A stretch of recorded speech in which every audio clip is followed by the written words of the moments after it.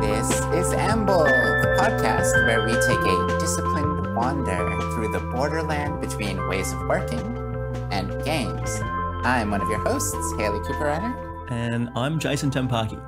This week, we are talking about models, representations that we humans make of the world around us, complicated systems. They might be physical models, mental models, computer models, anything and everything in that department, how that relates to games and ways of working. But first, Jase, how's your week been?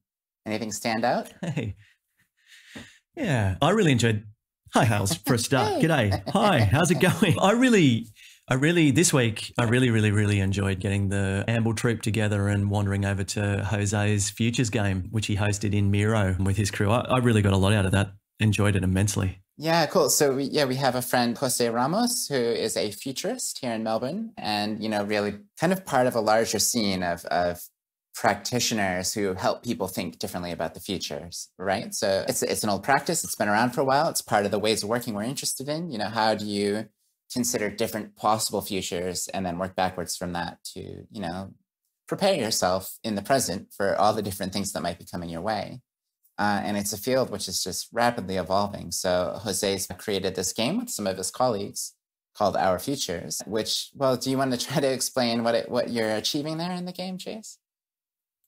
Sure. I mean, I think the way I would describe it is a context, like the game space creates a context for people to have a semi-structured conversation around what a potential future is. So I think as a group, you've sort of formed teams we had 4 of us in our game, plus a facilitator, and you're presented with a bunch of prompts. Now, you'll have to describe, the characterization of the prompts, Hales, but, those sort of prompts set things like, here's a technology that we're asking you to think about. Here's a style of engagement that we're asking you to think about. Here's a challenge that we're asking you to think about. And using those sort of prompts as conversation starters, you develop a narrative around what might be possible in a future using those ingredients. Well, yeah, I think the interesting thing about this game is it's actually one level of meta. So a futures practice is something that helps people think about the future. This game is actually for futures practitioners who want to help people think about the future, think about different ways that they can construct experiences or participatory processes around futures thinking. So it's a game for a very specific niche of people to improve their practice around engaging other people in really interesting things. So it really relates back to what we were talking about last week with collaboration design. It's really a form of experience design. Yes, totally. Yeah, it's providing a means or a mechanism or a context in which people can engage with thinking about the future more easily, or in an entertaining kind of way. Yeah, totally. I certainly got a bunch from it. It was a really, really fun afternoon. Yeah, I can see that there's a whole realm of new practices that I could learn from that. And yeah, I'm actually taking a course, one of Jose's courses called Mutant Futures. It's about discovering new hybrid practices and yourself in it. So that's been really cool. And yeah, I guess if there's anyone listening. That's a bit William Gibson. Yeah, it's for sure. Well, aren't all of us futurists influenced by the Great Dismal, as he's known on Twitter? So yeah, if you're listening to this and you're an aspiring practitioner or, a game master, game designer who wants to explore this area more, you could check out Jose's work at actionforesight.net. And that's a good place to learn about all the different things that crew is doing. We'll put a link in the bio.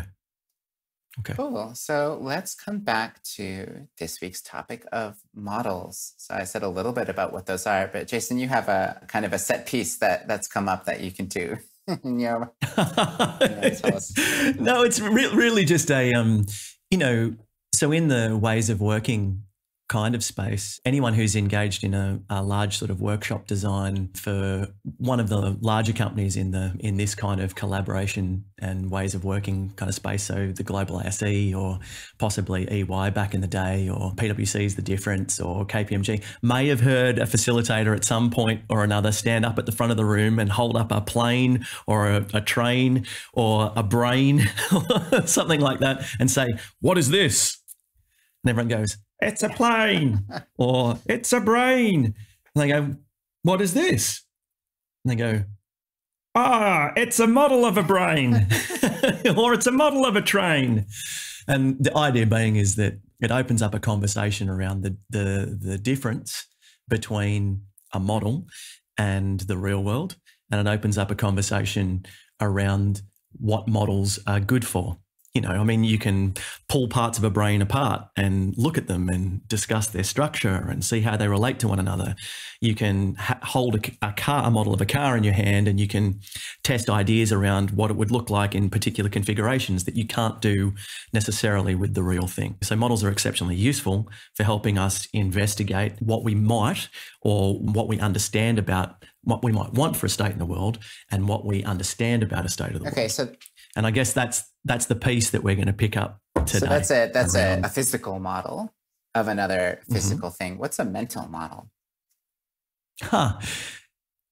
Okay. So the mental models piece says, and this is, I guess it's important to, you know, frame up that this is, you know, work in progress. Like we've gone back and recently had a look at some of the literature and we're probably about to misrepresent poor Joe Wasserman's work in a horrible way. Sorry, Joe. But the idea of a mental model is to say, you know, we know that we carry around representations or mental representations of the way things work. When we, you know, say something like dog, I say dog. The concept of dog in my head brings up a whole bunch of associations. You know, animal that I like very much, something that I can play fetch with. You know, my friend Hailey has one called Benny. You know, all these sorts of things are associated with. That's a mental model of what a dog is. It's a mental model. It's a model that exists in my head that helps me link knowledge of that. Benny is a good boy, for example. Benny is a good boy to an artifact in a real world. Debatable when it comes to Benny.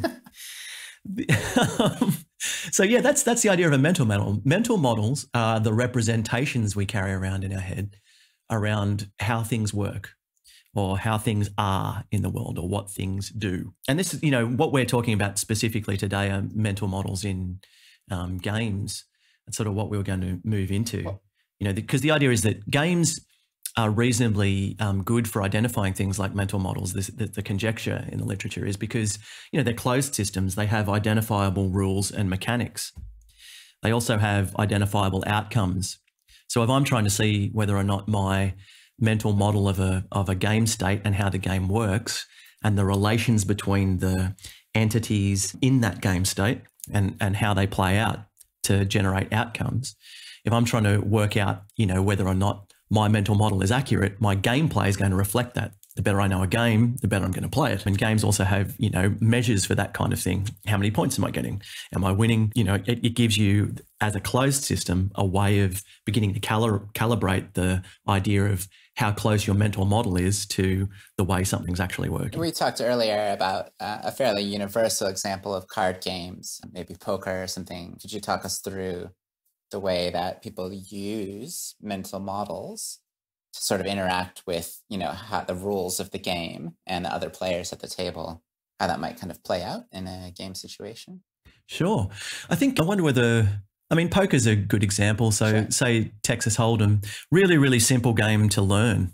You know, you're holding two cards, all the players at the table are holding two cards. You will eventually see 5 cards and you have to make the best 5-card hand, right? There's a simple set of rules there. And there's a simple set of rules associated with the ranking of which hands are the best.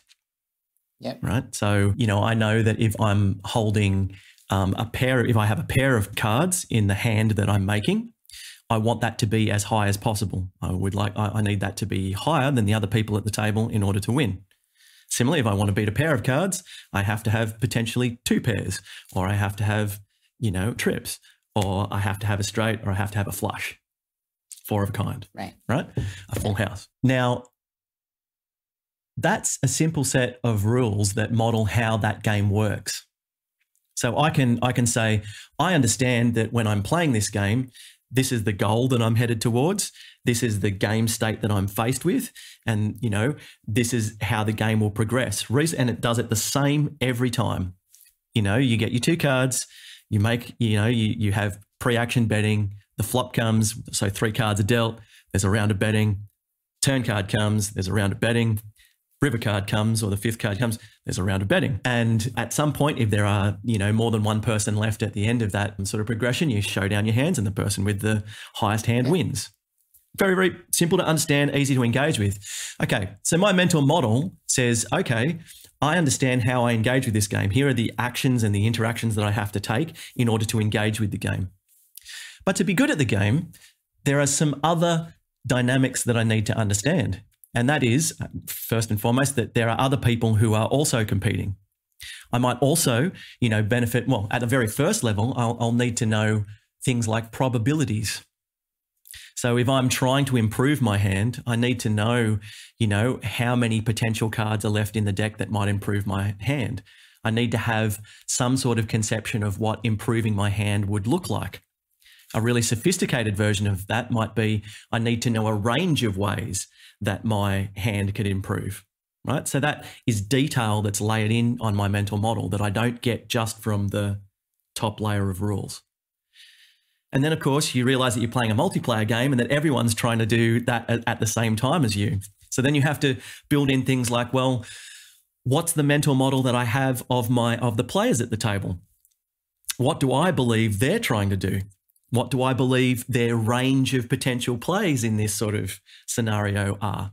And then you have to start building in things like even more complexity into that sort of space around things like, well, to what degree do I think they're going to diverge from standard strategic play and send me false signals so that I make a suboptimal play, right?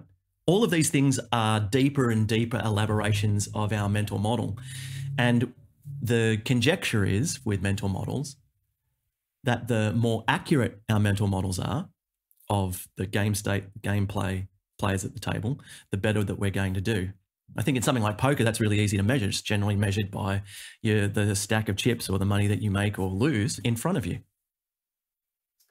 Nice. Yeah, so it gives us a sense of the kind of layers of thinking and reflection and mental model calculation, making a mental model of the mind of somebody else who's also making a mental model of your mind at the same time, and what you think that they think, and the sort of layers of complexity you go to in games. And, maybe this is one of those overlaps between games and ways of working, is that playing games is a little bit like going to the gym for your mental model building capabilities. And so one of the things we haven't talked about yet is, why do we care about getting better at making mental models?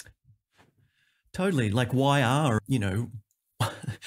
do so many people pay, time, energy, and attention to using and making models? Like, why is it beneficial? Why would people listen to someone at the front of the room saying, what is this?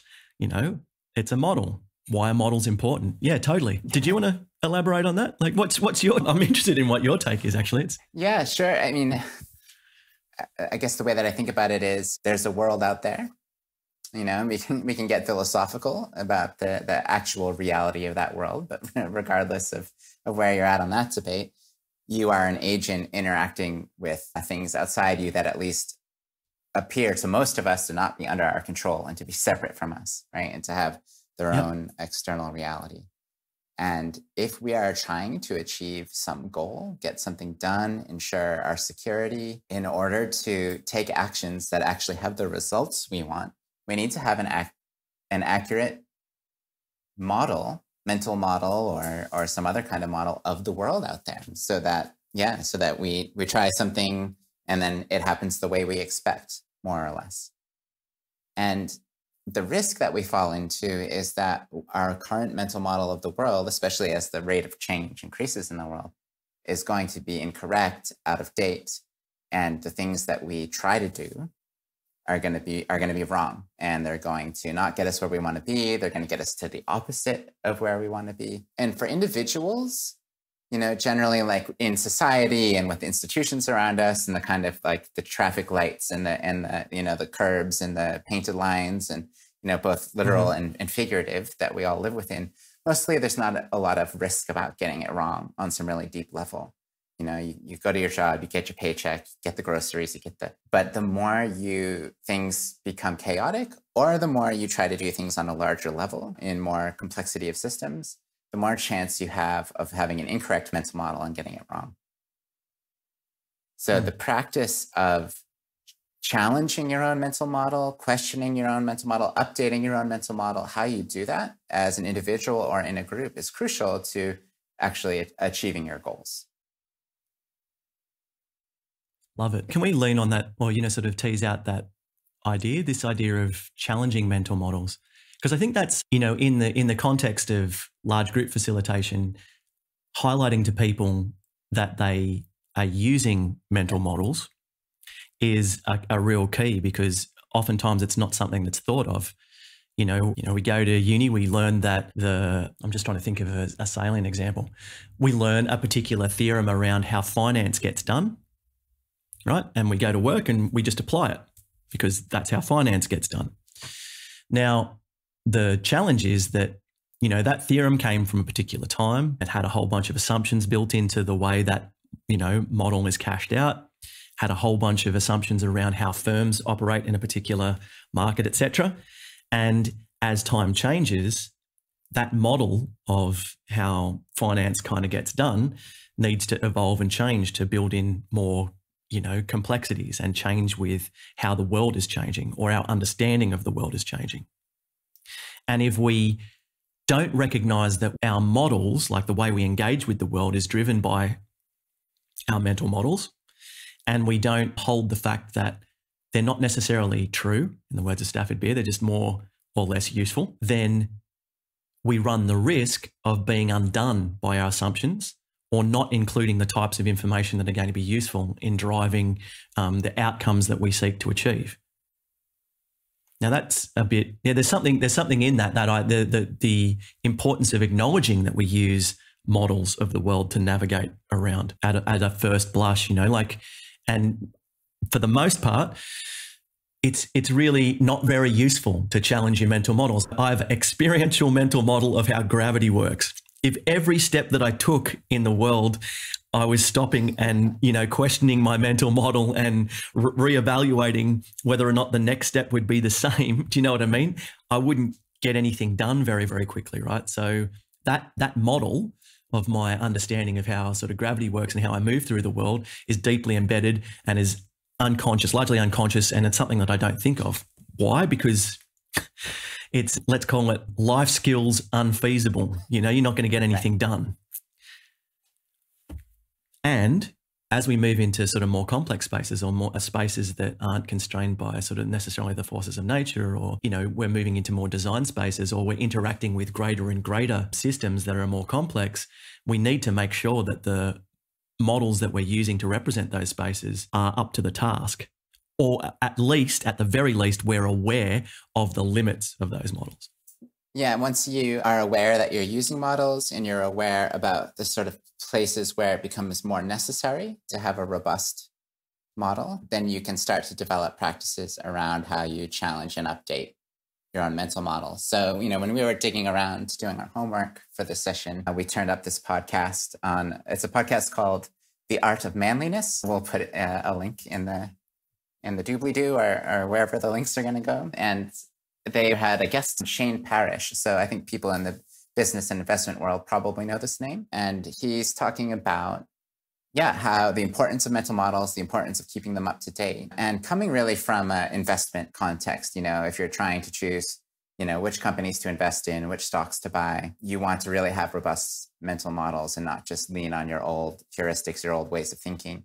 And also coming from a government, intelligence agency. So in Canada, in this case, but how do you make strategic decisions about how to intervene in world events for the, advantage of your nation, which is, not the kind of stuff that we're necessarily on about here at Amble, but the kind of practices that Parrish was talking about were really personal and really practical. He had really boiled it down to, you don't always have time to go out and rigorously rebuild your mental model through a sophisticated multi-step, research inquiry and consulting with peers and visualizing in the way we do in these workshops quite often. There's a sort of, it's like the thing you were saying with gravity. There's a sort of like, a dilemma or like a ratio of like time spent on your mental model versus like the value you're getting versus the opportunity cost of all the things you could be doing, actually actualizing and acting on your mental models.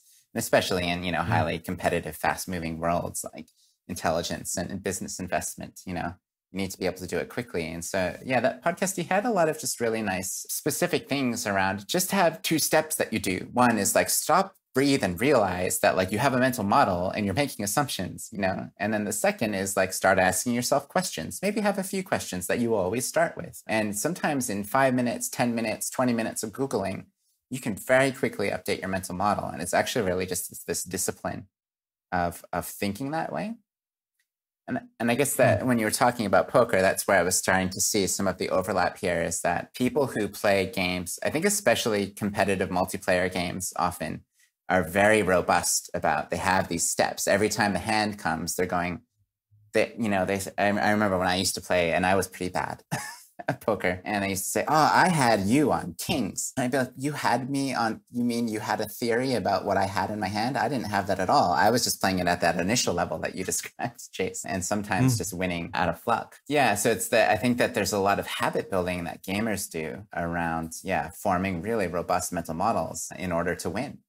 Whether that's a competitive game against their opponents, or whether it's a cooperative game where we're building collectively through our conversation, building a mental model of where the game state is now and where we think it's going.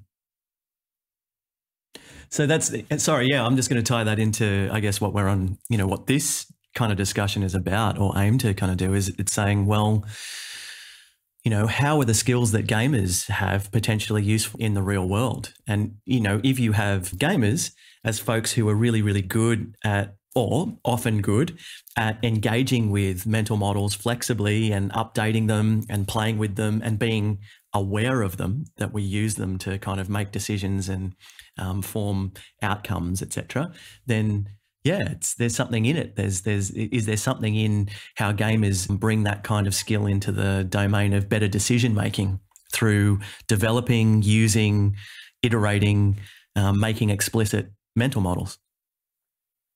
Yes, I think there's. Okay. Yeah. Right. No. All right. Nice.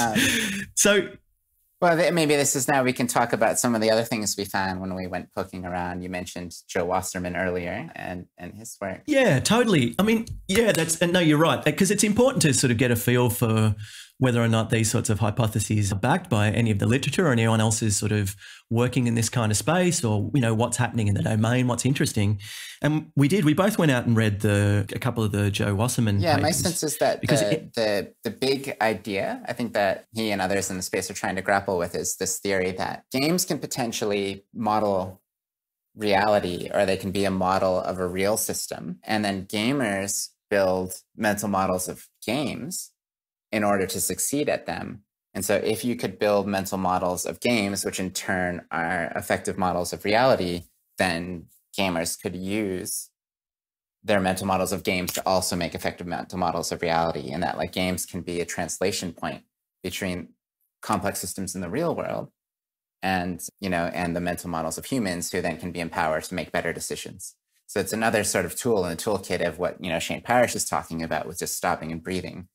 If we've really got to face down something complex in the world, maybe we can make a game of it. And this is something that happens. So there's plenty of examples that we found out there that we can point to of people doing this. But what hasn't been done yet is like the deep research to prove like that, like there's what's the law of transference of meaning or something like that along that whole chain of real world game to brain. Yeah, there's something really, really deep in that. The idea being is that a real world complex system are generally open systems. They're incredibly normative. They don't have firm boundary conditions. They're boundary conditions that we put on them. That's what normative means. It's human norms or ideas that define the edges that sort of inform. That's exactly it. Yeah. And then whereas game systems, the reason that I think you get this interest in knowledge transference, the mental model matching as a theory of competence, all this kind of stuff emerging in games, is because games are closed systems. It has very, very firm. There's a set rule structure that you can outline in a couple of pages, or if you're playing a deep Euro, in 64 pages. Yeah. So even though games are closed systems, there's still this sense and even some level of evidence that by playing through these closed systems together or individually, we can actually get a deeper understanding of the open systems, or at least be less stupid about those open systems, or consider more possibilities about those open systems that we weren't considering before. Yeah. Yes. And the massive caution being is that a closed game system is not, an open complex system. The map is not the territory. The map is not the territory in this sort of scenario. And it's complicated by the fact that as soon as we begin engaging often in these sorts of complex systems in the real world, we actually change the rules and dynamics that are out there. We played a game. We've got some bright ideas about the system. We go and we change the system, and then we keep playing the game, and it's not updated. So that we have to actually have a sort of feedback loop if we're using the game as a model. Well, and maybe this is just I want to drop in a good place where this is essentially the same dynamic with computer models. When people say, "Oh, the climate models say," right? Or we did an epidemiology model which says, or we did a model about voters in this election which says, an economic model, or an economic model which says this is where the economy is going or what's going to happen this year. It's the same dynamic. We make this, a computer model is unlike a game in that you're not like having humans kind of interact at every step. But it's a series of if-thens, rules. If this happens, then this happens, then this will happen. And it kind of computes these effects. And often what computer modelers do is try to come up with a model based on the evidence, which they think represents the real system. And then they just change all the different variables into every configuration that they can afford to do and run the model kind of 1,000 times. And look at those results kind of as an aggregate spread of this is the clusters of different possible things that happen in our model, depending on different conditions that we put in at the beginning. And that gives a picture of, how they think the system works, or where they think it's likely trending, or, we saw that if voters started to poll this way at this point, then this person was more likely to get elected at this point in our model. Oh, we're seeing that in reality. We think now maybe this is what's going to happen down the stream in reality. Yeah, but it's in a sense, it's the same dynamic. The model, the computer model, is a closed system with really a finite set of possibilities, and it's only modeling a fraction of all the different things that are going on in the world. And yet somehow it's still useful. Yes, still useful. Yeah, because it allows us to, I guess, if we have a model that's reasonably accurate, and I think this is pulling us back into the Wasserman work, if we have a model that's reasonably accurate, our performance is going to be better, or back to the podcast kind of conjecture. If you have an ability to stop and question your mental model and make it and update it and make it a good one, your strategic decisions in business, life, whatever it is, are going to be better. There's probably two threads that we need to pull on. One is sort of that idea of, well, can we demonstrate that, accurate mental models equal better gameplay? Mm-hmm. And two is the piece around when we're doing the building mental models that represent really deeply complex systems that involve lots of folks, how do we make sure that the assumptions that go into them and are expressed in them are representative of A, that really complex environment, but then B, accessible to people who are going to be affected by that kind of stuff? Yeah, exactly. And that's what Wasserman really does in the work that he's done over the last, let's say, 3 or 4 years, is I'm just looking at this front end of the chain, which is the connection between players' mental models and the actual game system and how the game system works, and also what moves can be demonstrated to be the superior moves and how quickly people learn those. And so there's this sort of second big piece of the chain, which sort of connects the game to the real world, which is a horizon for future research, and maybe has been done in some other parts of the world about the relationship between models and the real world. So the current research thread really just focuses on that first chain, but there was some interesting stuff that came out of that. Yeah, I mean, the fact that he used Dominion and Hive as, tactile board games as ways of doing the study, I really enjoyed the insight around, with repeat play. So one of the hypothesis was with repeat play, you get better and your mental model gets better. And it certainly showed that improvement in gameplay. So the more you're exposed to multiple plays, the better your gameplay became. But that then plateaued at a particular point. Right. You didn't keep getting better and better and better and better. like it plateaus off, you get to a certain level of competence. However, your ability to understand what's going on and articulate the dynamics that are involved in the game, the sorts of decisions that you're making and why you're doing that, that did continue to grow.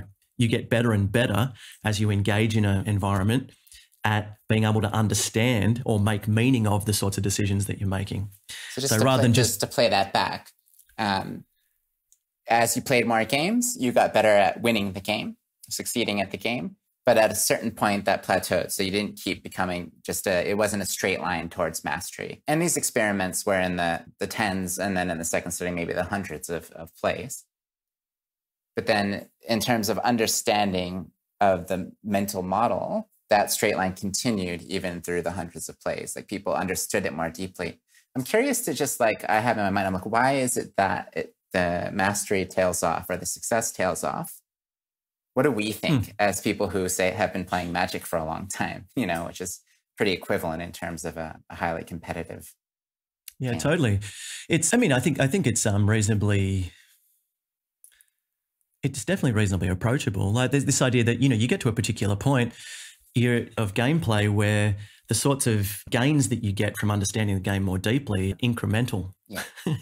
You get to a particular point where you're at a reasonable level, and then every kind of step after that is really, really hard won. There's a difference between being able to turn up to your local F&M game night at your friendly local game store and be sort of competitive, and then being able to play consistently on, say, the Magic the Gathering Pro Tour.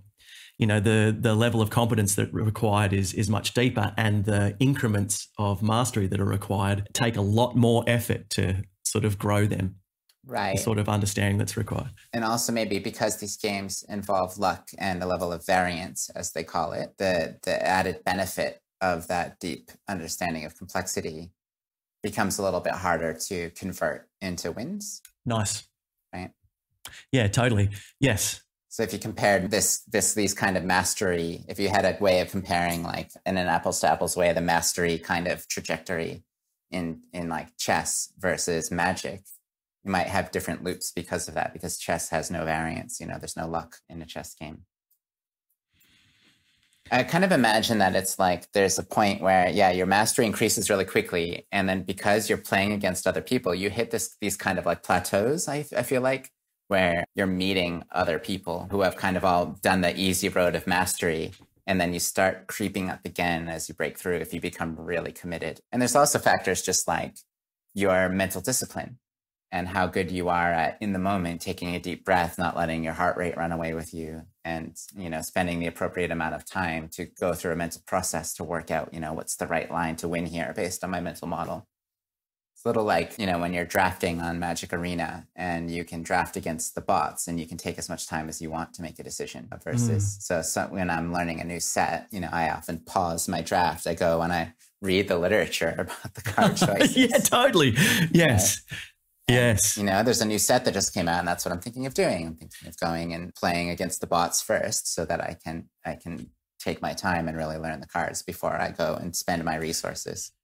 So what's the importance of that, Hales? What do you think the importance of that actually is? Because what that's saying is that there's some sort of correlate between, what that's saying is that I think it's about this time to efficiency of action kind of calculation. Using and updating of mental models happens in real life, in real time, in a context. We can't just pause the world and figure it all out to the nth degree. We have to kind of make this trade-off between resources invested, time taken on the deep thinking, and, time taken just acting now on the mental model.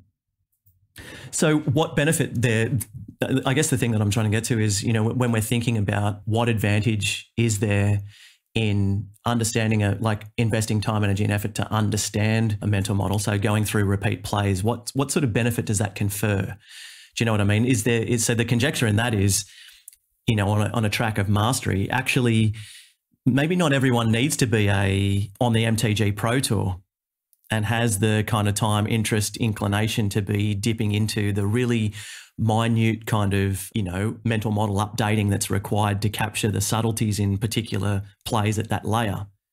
right? Right. But competence requires at least engaging in it and knowing being able to play competently requires engaging with it up to at least a particular level. Is that sort of, I guess I'm interested in what the rub of that is. Well, here's something from the podcast that I mentioned earlier with Shane Parrish. He said that there's a much higher value in not being stupid than there is in being brilliant. Yep. So a lot of people want to update their mental model to discover the hidden possibility that's going to kind of help them find like this magic, a pathway through that nobody else has seen. It's kind of like Magic players who want to play janky combo decks that can do. Sure. Or fancy play syndrome where they want to do the really cool play because it shows how brilliant they are at finding that line. But actually, it's about not doing dumb stuff every day over the long haul. Which gets you the add up in sort of success. So what's the benefit of that then in the context of, mental model revision and that sort of thing? What are we saying in that space? I think the way you can think about it is that every day you are using mental models to make decisions all the time. And there might be a lot of areas in which you're being stupid, so to speak, like you're just being suboptimal. You haven't managed to learn something that's actually right there for you to learn. And if you were to just develop some new habits around updating your mental model, that you might find yourself over the long haul just decreasing like the number of stumbles that you make. Nice. And don't get hung up on the brilliant plan. Okay.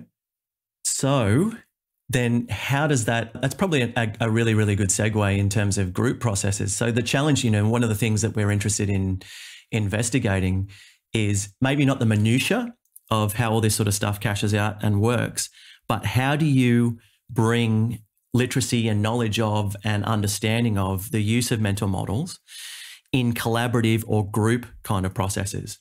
Because, what we're talking about in playing poker or playing Magic the Gathering or, updating your own personal mental models through habit or discipline or rigor and, like checking in on Google, for instance, is a very individual pursuit.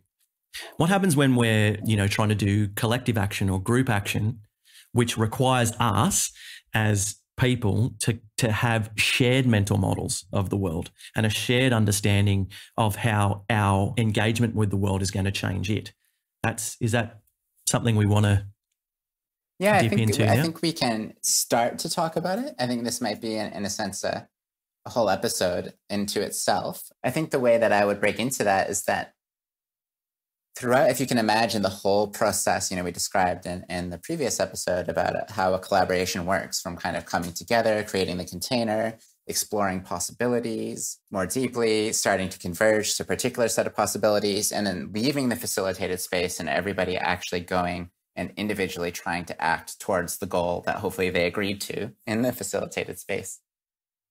There are models happening at every step: individual mental models, shared mental models, actual externalized representative models that we may have created in the facilitated space, even the financial report model that and we structure. wrote, the spreadsheet we created, the diagram we created, or that was created afterwards in the working group and then sent around by email. These are all models that are trying to, and they do so many different jobs. The process of model making in and of itself is often a really great way to surface assumptions or people's desires that they weren't articulating very clearly, to kind of get people on the same page, as well as then once you kind of work through all the differences in values and points of view and worldviews and opinions, even if you get everyone kind of on the same page for like a vision and values, you still need models to help them kind of work from the future they agree they want back to here and how we actually influence the system we're in.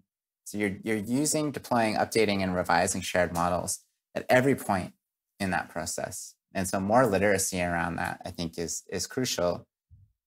And I think often the challenge is the more people you try to engage and people with less time to get fully immersed in the deep complexity of whatever problem you're trying to engage with, the more you need to find ways to translate those models down. And so there's this idea of toy models, so this is where a game, I think, can come in, where maybe a very committed, immersed group who feels they've really arrived at an answer and need to bring other people along can potentially use the game to help other people kind of catch up to where they are.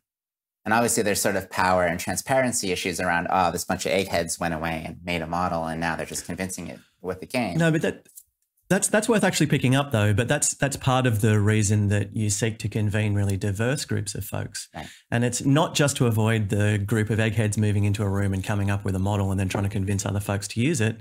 It's also because of the very real effect that different perspectives bring in terms of highlighting components of a world space that are worth paying attention to. Yep. For instance, the classic human-centered design example of you don't get to the helicopter unless you go through the bear story. That one. You don't know that one? It's like Pacific Power and Light.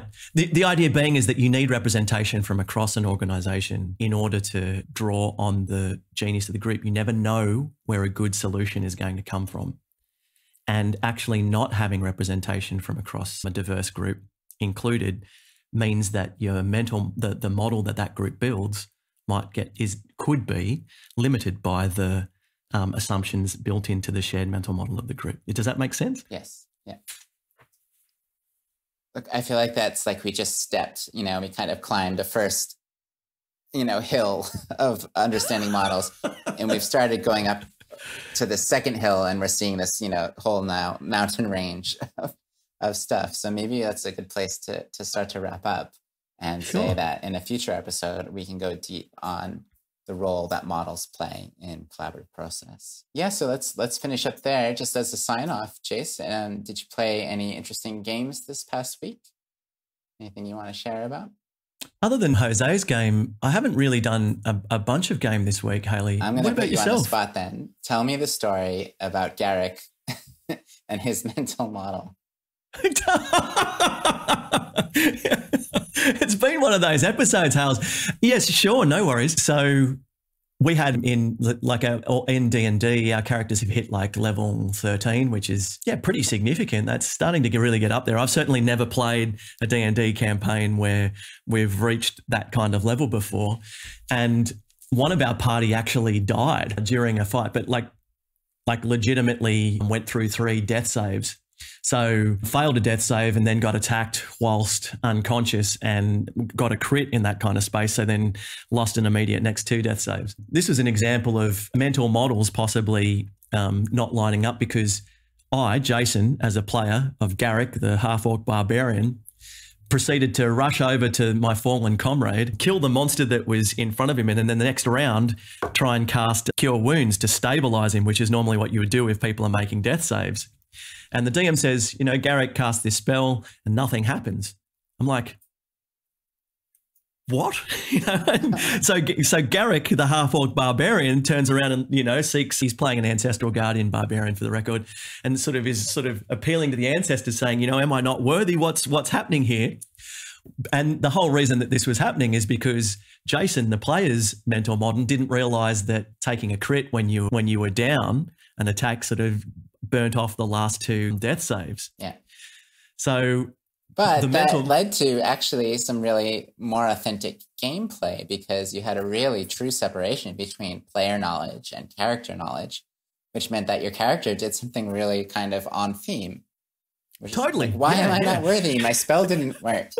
But if you had known as a player, it's because the 3rd death save and that thing's actually dead, then you might have had Garrick acting out, they're actually already dead. I'm not even going to spend this, this healing spell.